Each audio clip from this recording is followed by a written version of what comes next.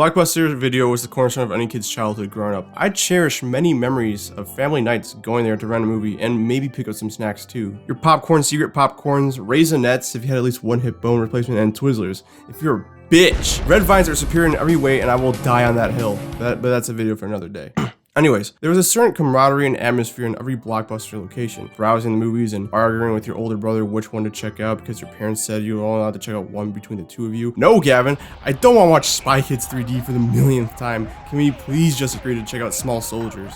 Going to Blockbuster Video was truly an event. It was the highlight of any family night spent together. And yes, I would say it's even more exciting than getting McDonald's as a kid, which is a bold claim to make. Visiting the Golden Arches was a rare sight to behold throughout my childhood. But Blockbuster was more exciting because even though we went like every weekend, the magic never really wore off for me. As an amoeba brain child, my knowledge of film was very little. Every new movie I saw would just expand my horizons and open me up to the world of film. And clearly, I like film because I'm at college right now, majoring in it, which, well, we'll see where that leads me. All this to say, Blockbuster had a pretty big part in my love and infatuation with the medium of film. But like all good things, it must come to an end. So in this video, I'm going to be talking about why Blockbuster should come back.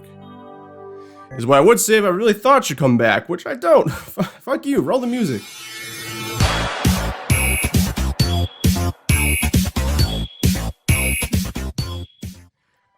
Now don't get me wrong, I don't hate Blockbuster, it's a big part of my childhood after all, but that's just the point. I think nostalgia has this weird grasp on us all that makes us look in the past with rose-tinted glasses on. Well, I don't think Blockbuster was particularly egregious in any regard, but people just tend to overlook the small stuff, which as a whole could. God damn it. Okay. We'll talk about streaming services. Now, streaming services could easily point to why Blockbuster ultimately went 6 feet under. It's definitely a part, but to say it's the sole reason why Blockbuster died off would be ignoring a lot of other factors at play here. But there's no denying how big streaming services are. There's like a million different streaming services out there to choose from now. And there's even some that didn't stick around. Things like Yahoo Screen, Crackle, and Quibi. Gone, but, well, they're pretty forgotten actually. This is CNN Breaking News. This just in, folks, I'm getting word that the streaming service Crackle is in fact still around. Could have fooled me. Could have fooled me. Anyways, back to the program.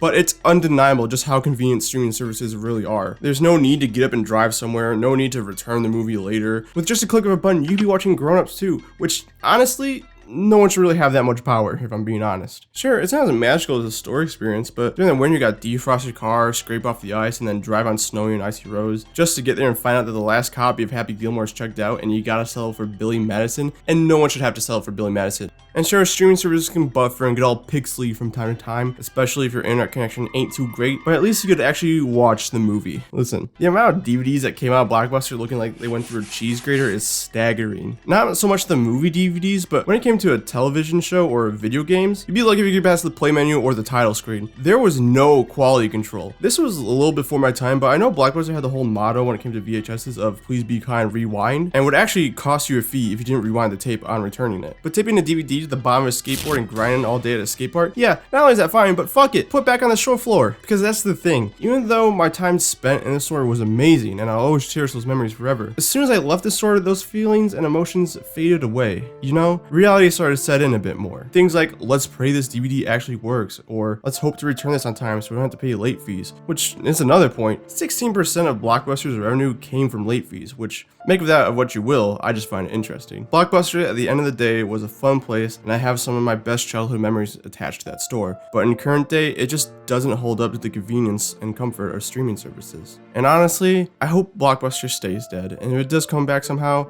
I don't care.